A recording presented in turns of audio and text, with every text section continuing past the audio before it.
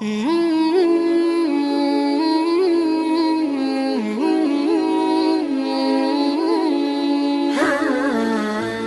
جائیں گے، سارا بھروسہ دنیا داروں پہ۔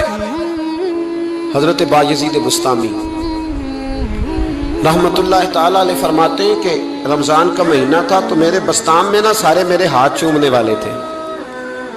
ہاتھ چومنے والے بڑے اچھے ہوتے ہیں، لیکن کبھی کبھی دل کرتا ہے کہ بندہ تنہائی میں بیٹھے اکیلا، کوئی نہ ہو، ایک بندہ ہو، ایک اس کا رب ہو۔ کبھی کبھی دل، بابا بلے شاہ صاحب نے بھی کہا، اٹھ بلیا چل اوتھے بسیے جتھے بس دینی ساری انے، اوتھے بسیے جتھے بس دینی دو تین نہیں ساری انے، اٹھ بلیا چل اوتھے بسیے جتھے بس دینی سارے انے، نہ کوئی ساڈی ذات پچھانے نہ کوئی سانو منے۔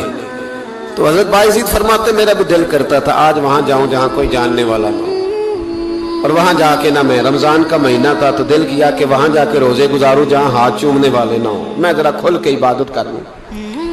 فرماتے ہیں میں دور بستام سے نکلا، ایک مسجد میں جا کے اعتکاف بیٹھا، پورے مہینے کا اعتکاف۔ پہلے دن مسجد میں گیا تو نمازی پوچھنے لگے بابا جی روٹی کہاں سے کھاؤ گے؟ میں نے کہا کہ میرا اللہ دے گا۔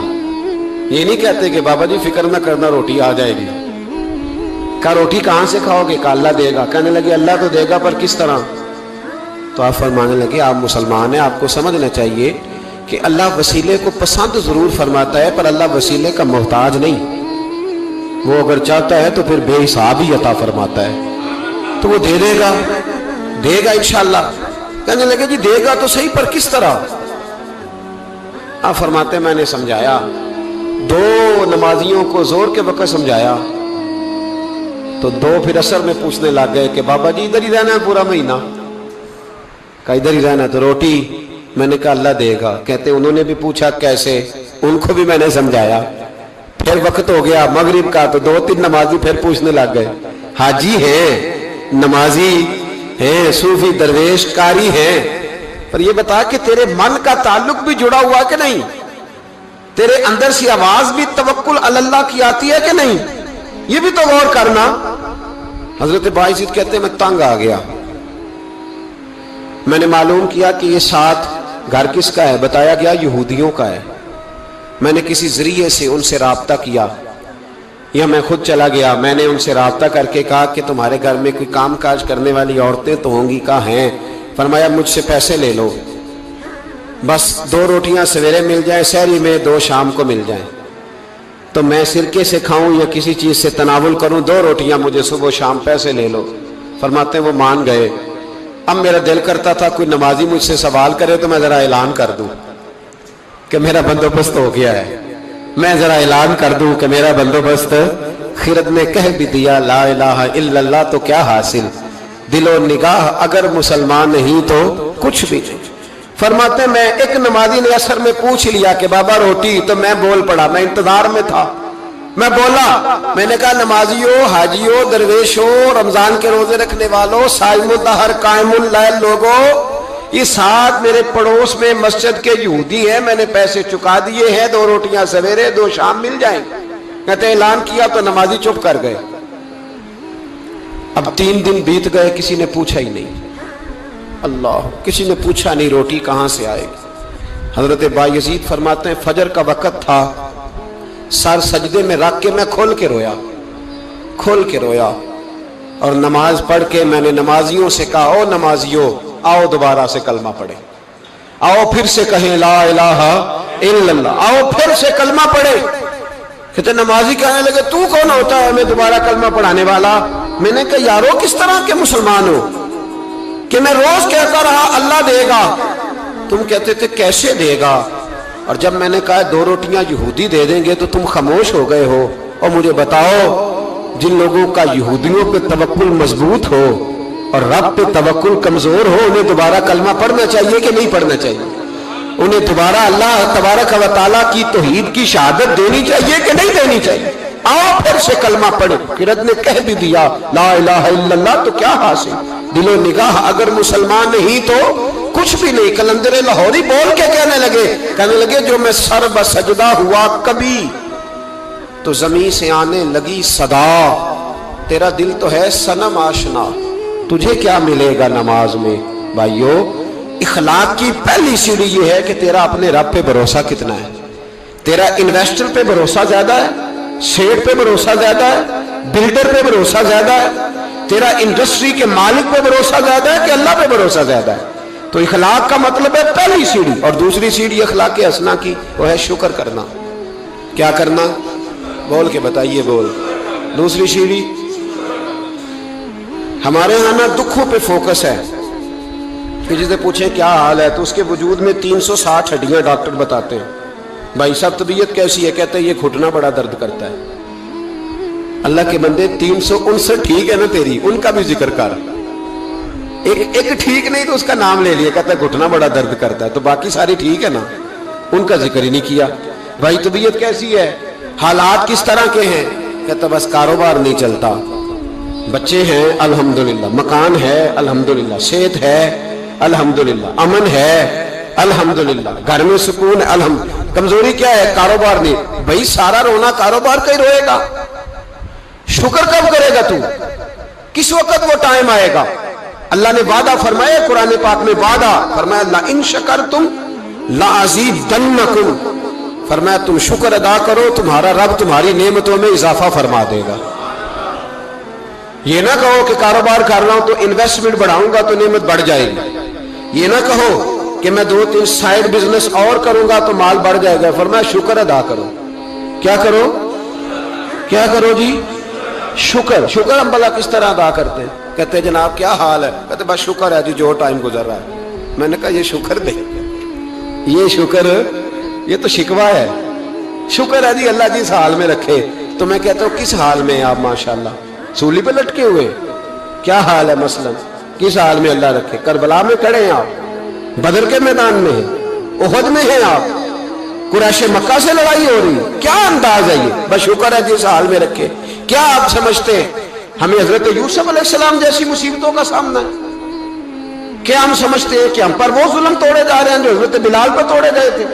کتنا کمزور لفظ ہے، شکر ہے جی جس حال میں رکھے۔ کس حال میں ہے مطلب تو کیا ہے؟ کیا تو تیرے گھر میں اس طرح روٹی پکتی ہے جس طرح سیدہ فاطمہ کے گھر میں پکا کرتی تھی؟ کیا تیرا مکان اس طرح کا ہے جس طرح سیدہ عائشہ کا حجرہ تھا؟ کس بات، یہ کیا انداز ہے؟ بس شکر ہے جس حال میں اللہ رکھے۔ شکر ہے؟ اتنی زیادتی جملوں میں، اتنی تلخی، اتنا غیریت کا پن، جیسے بڑا کوئی انسان دکھ، بس جی شکر ہے جی جو ٹائم، بس جی 2 دن گزر جائے شکر ہے۔ کیا مطلب ہے اس بات کا؟ کہاں دن گزرا ہے؟ کون سی ایسی تکلیف ہمیں آ گئی؟ اس قدر زیادہ ناشکری۔ حضرت رابعہ بصریہ رحمت اللہ علیہا، پڑوس میں ایک نوجوان رہتا تھا، جو ہمارے دائیں بائیں لوگ رہتے ہیں نا، جن کے ساتھ بچپن گزرتا ہے بندہ جانتا ہے۔ تو نوجوان ایک دن گھر سے باہر نکلا، اماں جی اسے بڑا پرانا جانتی تھی، باہر نکلا تو سر پہ اس نے سرخ رنگ کی پٹی باندھی۔ اماں جی کہنے لگے بیٹے خیریت ہے؟ وہ گھر پرانی جو مائیں ہوتی تھی نا وہ جانتی تھی بچہ کس کا ہے، والد کا نام کیا ہے، دادا کا، بیٹا خیر ہے؟ وہ کہا اماں جی سر میں درد ہو رہی تھی شدید تو پٹی باندھ لی۔ تو اماں کہنے لگی بیٹے عمر کتنی ہو گئی؟ کہنے لگا 35-40 سال۔ کہا بیٹے 35-40 سال میں کبھی درد تو نہیں ہوا؟ کہا نہیں۔ تو اماں جی فرمانے لگے 40 سال اللہ نے صحت دی، تو نے شکر کی ایک پٹی بھی نہیں باندھی، اور آج درد ہوا ہے تو شکوے کی پٹی فوراً ہی باندھ لی ہے تاکہ سارے زمانے کو بتاتا پھرے کہ بڑی درد ہے بڑی درد ہے۔ 40 سال میں کوئی شکر کی پٹی بھی باندھنی، پتہ چلتا کہ تجھے اللہ تعالیٰ کا شکر بھی تیرے پاس ہے۔ حضرت جناب عیسیٰ علی نبینا علیہ الصلوۃ والسلام گزر رہے تھے، ایک شخص زمین پہ لیٹا ہے، ذرا غور کرنا میری بات پر۔ اس شخص کی دونوں آنکھیں بھی کوئی نہیں، دونوں پیر بھی نہیں اور دونوں ہاتھ بھی نہیں۔ لوگ اس کے گرد کھڑے ہیں اور بندہ پتہ کیا کہہ رہا ہے؟ کہہ رہا ہے یا اللہ تیرا شکر ہے، یا اللہ تیرا شکر ہے مالک، الحمدللہ علی کل حال، اللہ تیرا شکر ہے، شکر ہے۔ لوگ بڑے حیران دیکھ رہے تھے، تو جناب عیسیٰ علیہ السلام نے پوچھا کس بات پہ حیران ہو؟ کہا حضرت جی حیران ہے کہ بندے کی آنکھیں بھی کوئی نہیں، دونوں ہاتھ کوئی نہیں، دونوں پیر کوئی۔ ذرا غور کرنا، جس کی ایک انگلی کٹی ہوتی ہے ساری توجہ اسی پہ رکھتا ہے، دونوں ہاتھ ہی نہیں، دونوں پیر ہی کوئی نہیں، آنکھوں سے نابینا ہے، یا اللہ شکر ہے۔ لوگ عرض کرنے لگے حضور اس بندے کے حال پر حیران ہے کہ آنکھیں بھی کوئی نہیں، ہاتھ بھی نہیں، پیر بھی، شکر شکر پکار رہا۔ جناب عیسیٰ قریب گئے اور اس کے کان کے ساتھ منہ لگا کے کہنے لگے کس بات پہ شکر کر رہے ہو؟ نہ ہاتھ ہے، نہ پیر ہے، نہ آنکھیں ہیں۔ کہنے لگا حضور کوئی عرض نہیں، ہاتھ نہیں، آنکھیں نہیں، پیر نہیں، بیوی نہیں، بچے نہیں، گھر نہیں، پر شکر ہے اللہ تعالیٰ کا، اس نے مجھے ایمان کی دولت تو عطا فرمائی ہوئی ہے۔ حضور میں صاحب ایمان ہوں۔ شکر کی بات نہیں کہ اتنے سارے کافروں میں کلمہ پڑھتا ہوں، اور حضور آپ پوچھ رہے ہیں شکر کس بات کا؟ ان لوگوں کو بتائیں کہ جس کے سرانے اللہ کے نبی جناب عیسیٰ علیہ السلام کھڑے ہو وہ شکر ادا نہ کرے۔ میں بڑا شکر نہیں کہ میں جناب عیسیٰ کا کلمہ پڑھتا ہوں، میں اللہ تبارک و تعالیٰ پہ ایمان رکھتا ہوں، یہ مقام شکر نہیں؟ تو بھائی شکر کا مقام ہے۔ اور دوسرا اخلاق ہے، تیسرا صبر کرنا۔ کیا کرنا؟ ہمارے ہاں صبر پتہ کیا ہے؟ کسی کے گھر میں کسی کا انتقال ہو گیا تو مہینہ بھر سینہ کو بھی ہوئی معاذ اللہ، عورتوں نے کفریہ جملے بولے، بڑا کچھ کہا، بڑا کچھ۔ مہینے کے بعد پوچھا کیا حال ہے؟ کہتے صبر آ گیا۔ یہ صبر نہیں آیا، یہ زخم صحیح ہو گیا ہے۔ صبر کس کو کہتے ہیں؟ مسلم شریف میں نبی پاک علیہ السلام کا فرمان ہے، فرمایا انما صبرہم عند الصدمۃ الاولی، فرمایا این جب تجھے مصیبت کی خبر پہنچے اس وقت اگر تو صبر کرے پھر تو نے صبر کیا۔ اس وقت اگر تو کہے انا للہ و انا الیہ راجعون پھر تو صابر ہے۔ اگر 1.5 مہینے کے بعد 6 مہینے کے بعد صبر نہیں آیا پھر تو زخم صحیح ہو گیا، پھر تو آنسو ہی خشک ہو گئے۔ صبر این مصیبت کے وقت، این جب مصیبت آئے تو صبر کرنے کا نام صبر ہے۔ اندر حوصلہ پیدا کرے، صبر پیدا کرے۔ ہم نے جو اللہ سے نعمتیں لی ہیں وہ پیسے جمع کرا کے نہیں لی معاذ اللہ، اس نے اپنے فضل سے دی ہے، اور جب چاہتا ہے اپنے کرم سے واپس بھی لے لیتا ہے۔ اپنی زندگی میں حوصلہ پیدا کرے۔ اور ایک بات اور، صوفیاء کرام، اولیاء کرام یہ فرماتے ہیں کہ دکھ انسان کو اللہ کے قریب کرتے ہیں۔ آپ کو نہ بھی سمجھ آئی تو جملہ بڑا مزیدار ہے، میری تربیت کرے گا۔ دکھ انسان کو اللہ کے قریب کرتے، سکھ بندے کو اللہ سے دور کرتے۔